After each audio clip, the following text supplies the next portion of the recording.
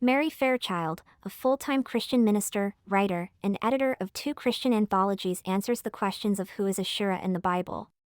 In the Bible, Asherah is both the Hebrew name of a pagan fertility goddess and the wooden cult object dedicated to her. Nearly all instances of Asherah in the Bible refer to a sacred pole constructed by human hands and erected in honor of the fertility goddess. Scripture also references carved images of Asherah, 1 Kings 15 verse 13, 2 Kings 21 verse 7. Asherah in the Canaanite pantheon.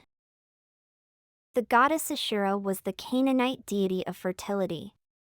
Her name means she who enriches. Asherah was mistranslated as grove in the King James Version of the Bible.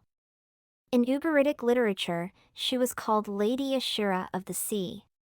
The Old Testament writers do not give a detailed description of Asherah or an Asherah pole nor of the origin of the worship of Asherah. Likewise, these writers do not always make a clear distinction between references to the goddess Asherah and the objects dedicated to her for worship. Based on the study of artwork and drawings from the ancient Near East, biblical scholars suggest that some images of plain and carved poles, staffs, a cross, a double axe, a tree stump, a headdress for a priest, and several wooden images could be illustrations representing the goddess Asherah. According to ancient mythology, Asherah was the wife of El, who mothered 70 gods, including Baal, the most famous. Baal, the chief of the Canaanite pantheon, was the god of storm and bringer of rain.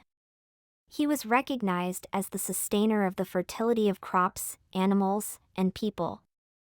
Asherah poles were erected at sacred sites and alongside altars throughout the land of Canaan, on every high hill and under every green tree, 1 Kings 14 verse 23 ESV. In ancient times, these altars were typically built under green trees. The city of Tyre on the Mediterranean coast was home to the best cedars of Lebanon and seemed to have been an important center for the worship of Asherah. Asherah worship was deeply sensual, involving illicit sex and ritual prostitution. It was closely associated with the worship of Baal. The Israelites did evil in the Lord's sight. They forgot about the Lord their God, and they served the images of Baal and the Asherah poles, Judges 3 verse 7, NLT. At times, to appease Baal and Asherah, human sacrifices were made. These sacrifices usually consisted of the firstborn child of the person making the sacrifice, see Jeremiah 19 verse 5. Asherah and the Israelites. From Israel's inception, God commanded his people not to worship idols or any other false gods, Exodus 20 verse 3, Deuteronomy 5 verse 7. The Hebrews were not to intermarry with pagan nations and were to avoid anything that might be seen as pagan worship, Leviticus 20 verse 23, 2 Kings 17 verse 15, Ezekiel 11 verse 12. Before Israel entered and took possession of the Promised Land, God warned them not to worship Canaan's gods, Deuteronomy 6 verses 14 to 15. Asherah veneration was explicitly forbidden in the Jewish law.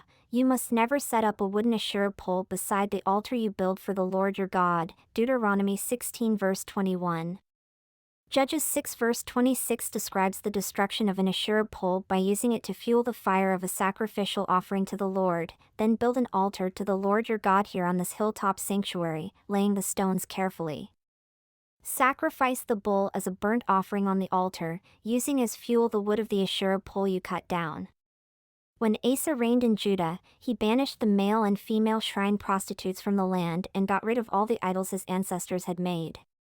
He even deposed his grandmother Maacah from her position as queen mother because she had made an obscene Asherah pole.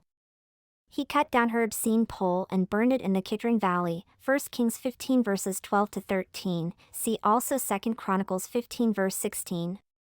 The Jews had been commanded by the Lord to tear down and completely destroy all the high places and sacred sites throughout the territory. But Israel disobeyed God and worshipped idols anyway, even bringing Asherah worship into the temple in Jerusalem.